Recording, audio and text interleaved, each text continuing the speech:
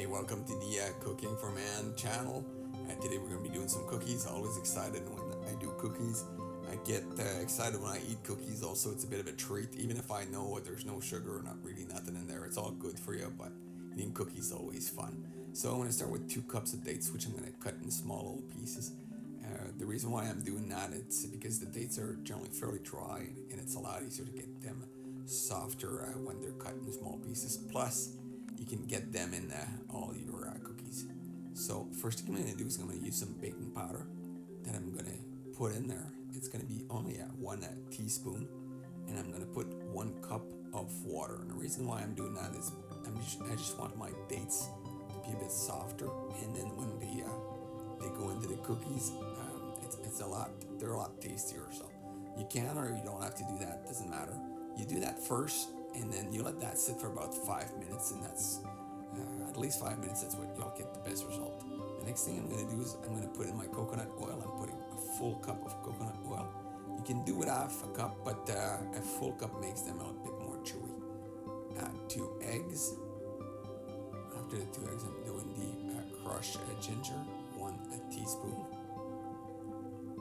The crushed ginger is another one of those things that's really good for your health. And then the last thing I'll do for these small ingredients is going to be the cinnamon, 1 tablespoon of cinnamon.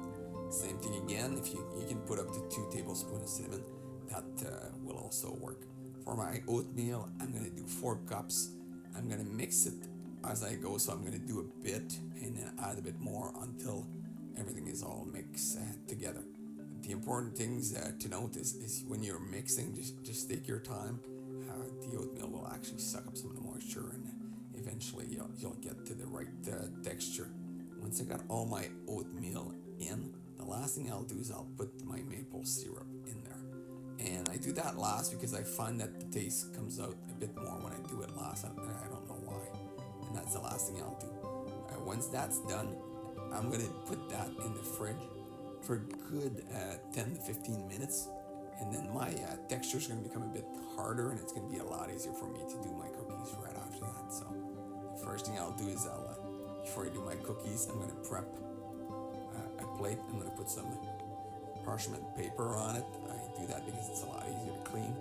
I get my hands wet, so when I make them with my hands, then it doesn't all stick together. I start making small balls. These will actually cook the same size that they are, so they won't get bigger or smaller. So there you go. You get your cookies for your snack. Have a good one. Thanks.